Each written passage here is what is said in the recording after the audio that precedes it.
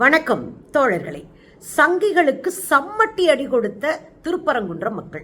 அதோட நீ நினைக்கிற நேரம்லாம் தீப ஏத்த முடியாதியா?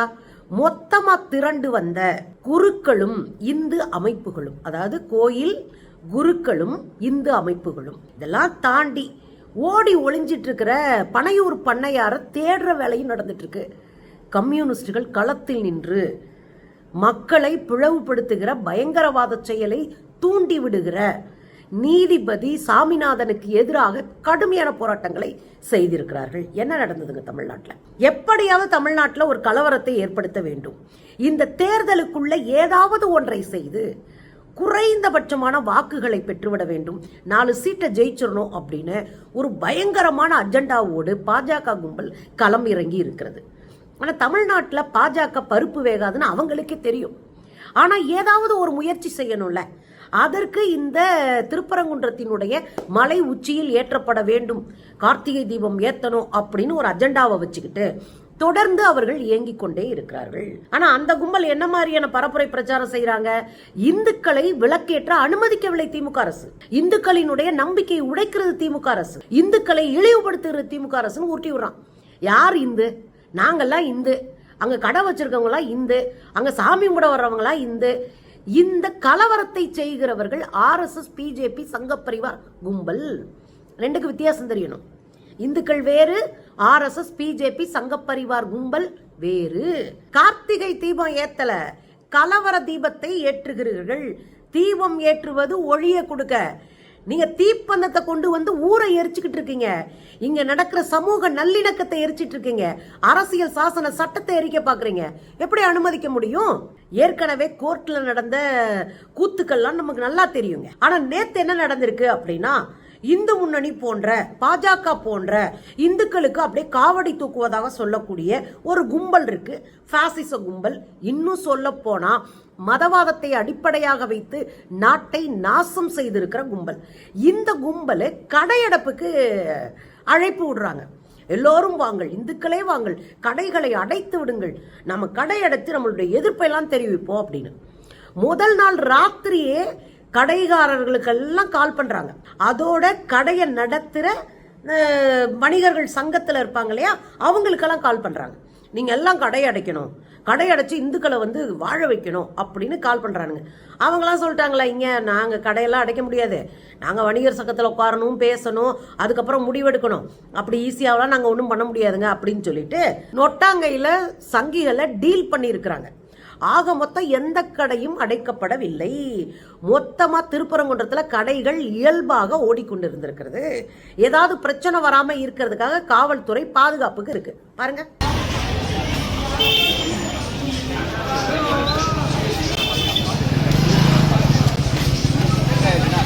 பாத்தீங்கல்ல, கடையெல்லாம் இயல்பா திறந்திருக்கு.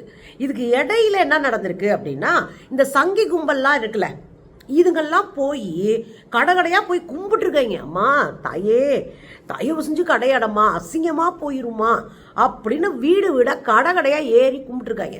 அந்த மக்கள் இப்ப கிளம்புப்பா, நீ வேற வந்து எங்களை உசுரெடுக்காத, தாலி இருக்காத, கிளம்பு அப்படின்ட்டாங்க. அவங்க கெஞ்சி கூத்தாடியும் மக்கள் கடைகளை அடைக்கல. இந்த வீடியோ பாருங்களேன். வியாபாரிகள் நல்லதுக்கு செய்யறதுக்கு வியாபாரி சப்போர்ட் இருக்கு, என்னைக்கு இருக்கும். எங்களுடைய சங்கத்தை பொறுத்த வரைக்கும், எங்களுடைய வியாபார சங்கத்தை பொறுத்த வரைக்கும் நல்லதுக்கு என்னைக்கு நாங்கள் சப்போர்ட் பண்ணுவோம். தீமைகளுக்கு நாங்கள் இறங்க மாட்டோம். அதுக்கு நாங்கள் எதிர்ப்பு தெரிவிப்போம். நாங்களும் அதை பண்ணிக்கிறோம்.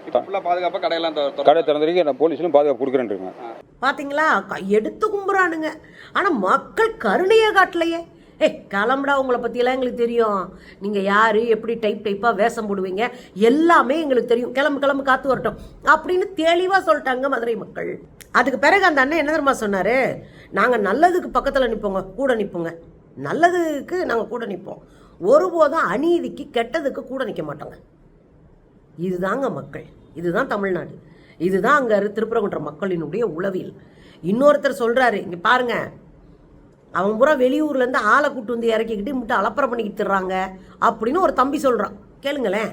இந்த ஏரியா உள்ள பொதுமக்கள் எடுத்துக்கிட்டீங்கன்னா இந்து முஸ்லீம் வந்து மகாமச்சனமாக தான் பழகிட்டு இருக்காங்க. அதெல்லாம் பிரச்சனை பண்ணுறவங்க இந்த ஊருக்காரங்க யாருமே கிடையாது. ஊரை வெளியூர்ல வந்து தான் வந்திருக்காங்க. வெளியூர்ல வந்து தான் பிரச்சனை பண்ணுறாங்க. நல்லபடியா எல்லாரும் மாவன் மச்சான் அண்ணன் தம்பியா தான் இருக்கிறோம். எல்லாருமே நல்லபடியா இருக்கிறோம். அதை வந்து யார் யாரோ கழிக்க பார்க்குறாங்க.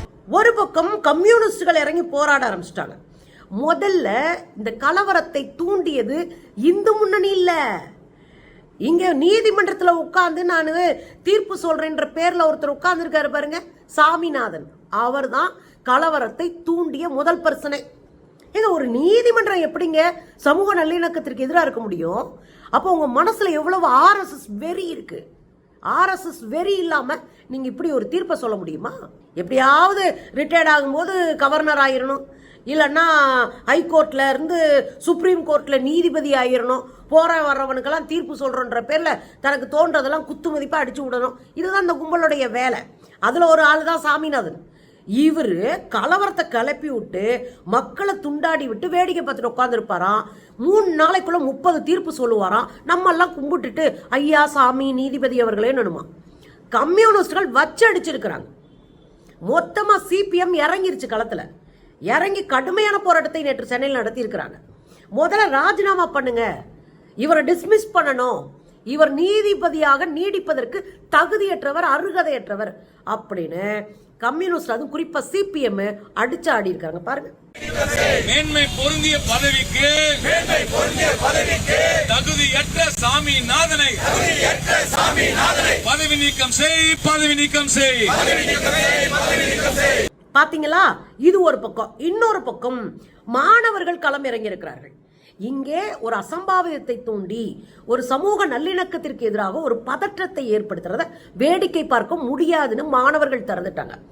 ஒன்று, இந்திய மாணவர் சங்கம் மொத்தமா களம் இறங்கிச்சு. நீங்க பார்த்திருப்பீங்க, எல்லா போராட்டத்திலையும் களத்துல இறங்கி அடிச்சு ஆடுற ஒரு மாணவர் சங்கம்னா அது இந்திய மாணவர் சங்கம் தான். இதுலயும் விடல. நீங்க ஒரு சமூக நல்லிணத்துக்கு எதிராக ஒரு நீதிபதி உட்காந்து தீர்ப்பு சொல்லிட்டு இருப்பாரு, மாணவர்கள் நாங்க கையை கட்டி இறக்க முடியும், வந்து பாப்பையா அப்படின்னு இறங்கி அடிச்சு இவரை டிஸ்மிஸ் பண்ணுங்க அப்படின்னு ஒரு பக்கம் எஸ்எஃப்ஐ மாணவர்கள் போராட்டம். இன்னொரு பக்கம் திமுகவினுடைய மாணவர் அணி கடுமையான போராட்டத்தை செஞ்சிருக்கிறாங்க. இந்த மாணவர் அணிகள் மட்டும் போராட்டம் செய்யல, மகளிர் அமைப்புகளும் சேர்ந்து போராட்டம் பண்ணி இருக்கிறாங்க. இந்திய ஜனநாயக வாலிபர் சங்கம் ஒரு பக்கம் போராட்டம், ஜனநாயக மாதர் சங்கம் ஒரு பக்கம் போராட்டம், கடுமையாக கம்யூனிஸ்டுகள் பல்வேறு அமைப்புகளாக இறங்கி அடிச்சு ஆடிக்கிட்டு இருக்கிறாங்க. இது ஒரு பக்கம் இருக்கட்டுங்க.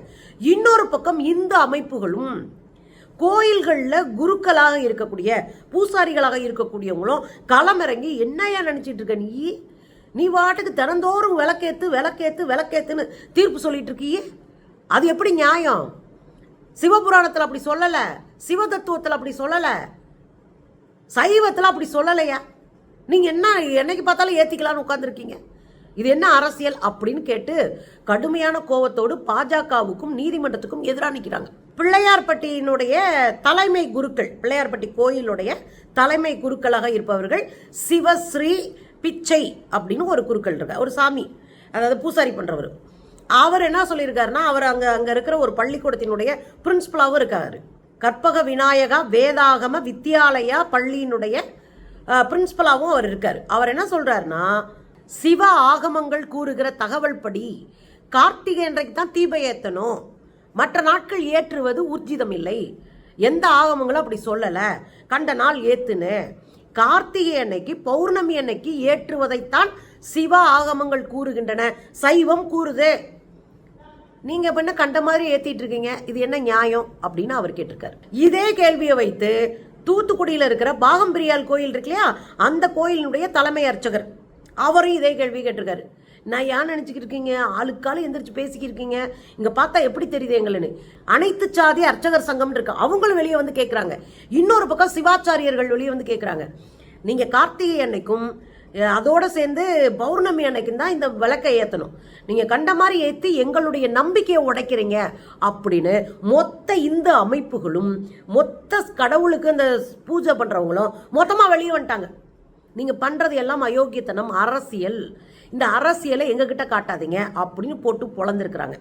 இவங்கெல்லாம் போட்டு பொழக்கிறது ஒரு பக்கம் இருக்கட்டும், நம்ம அண்ணாத்த எடப்பாடி இருக்கார்ல, டெட்பாடி இல்லைங்க, எடப்பாடி, அந்த எடப்பாடி வழக்கம் போல வந்து உருட்டி விட்டுருக்குங்க.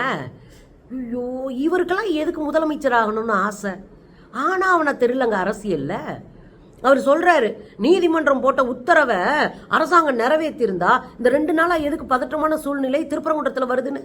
நான் என்ன கேட்கிறேன், உன் வீட்டுக்குள்ள வந்து ஒருத்தன் நான் விளக்கேத்துறேன்னு தீப்பந்தத்தை வச்சு வீட்டை எரிச்சு விட்டு போனேன்னா இதே பதில எடப்பாடியார் சொல்லுவாரா? அதைத்தானே பாஜக பண்ணிக்கிட்டு இருக்கு.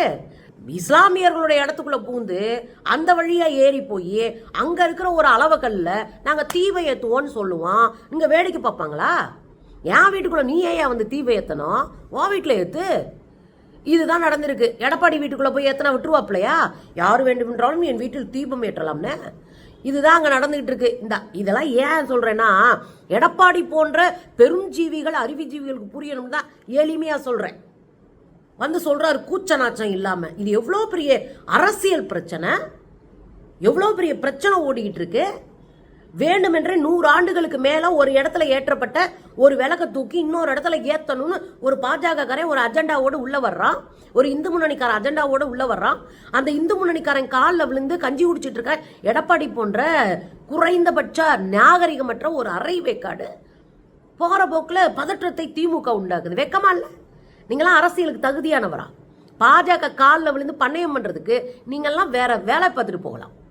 இதாவது பரவாயில்லங்க, எனக்கு ஒன்று சொல்லுச்சு. இன்னொன்று இருக்கு, பனையூர் பண்ணையாரு. அதெல்லாம் இப்படி பிரச்சனையை பார்த்தா அடிச்சு ஓடி போய் கட்டில் கடியில பூந்துக்கும். கட்டில் கடியிலே போய் பூந்துக்குவாரு. எதுக்குடா வம்பு, ஊர் உம்பு நமக்கு, எங்க ஆத்தா சொல்லியிருக்கு ஊர் உம்புக்கு போகக்கூடாதுன்னு போய் அப்படியே பதுங்கிக்குவாருங்க. போய் பதுங்கிப்பாரு. அப்புறம் அவரா வெளியே வந்து வீடியோ போடுற வரைக்கும் உட்காந்துருக்கோம். நம்ம அண்ணாத்த என்ன சொல்லுவாரு. கவின் கொலை வழக்கு இருக்குல்ல, ஆணவ படுகொலை வழக்குங்க. பச்சை பிள்ளைய காதலிச்சியான்னு சொல்லி அவன் கஷ்டப்பட்டு வளர்ந்து மேலே வந்து ஒரு லட்சத்துக்கு மேலே சம்பாரிச்சு இந்த குடும்பத்தை நல்லா வச்சுக்குவான்னு நினச்சிட்டு இருக்கும்போது வேற அறுத்து போட்டவங்க அந்த படுகொலை. அந்த கவினுடைய படுகொலைக்கு வாயை திறக்கல இந்த படுபாவி. வாயை திறக்கலையே, நாங்கள் அறுத்து பிடுங்கி தள்ளிடுவோன்றாரு. வாய் திறக்கல. அது சாதி ஆணவ படுகொலை. அப்போ அந்த சாதி ஓட்டுகள்லாம் பிரிஞ்சு போயிரும்னு. எனக்கு ஓட்டு தான் முக்கியம், எவன் செத்தா எனக்கு என்ன, எவன் தாலி எடுத்தா எனக்கு. அதானே விஜயோடைய வேலை. இங்க 2 பேருக்கு தான் போட்டி. ஒன்னு டிவிக்கே, இன்னொன்னு டிஎம்கேன்னு உட்காந்து உருட்ட தெரியுதுல்ல. பெருசா வந்து வசனம் பேசுறதுல பஞ்ச் டைலாக். அதுக்கு என்ன ரியாக்ஷன்? 2-3 நாளா 10 எரிஞ்சிட்டு இருக்கு திருப்பரங்குன்றம். நீ உண்மையான தலைவனா இருந்தா தெம்பா நின்று உன் கொள்கை எதிரி தானே. அப்ப கொள்கை எதிரி எதிர்க்கிறதுக்கு ஏன் இந்த பயம்? ஏன் தொட நடுங்கிற? ஏன் ஓடி ஒளிகிற? ஏன் கூனி குறுகிற? உன் கொள்கை எதிரியை எதிர்க்கிறதுக்கு தெளிவா வந்து வெளியே நின்று பேசு.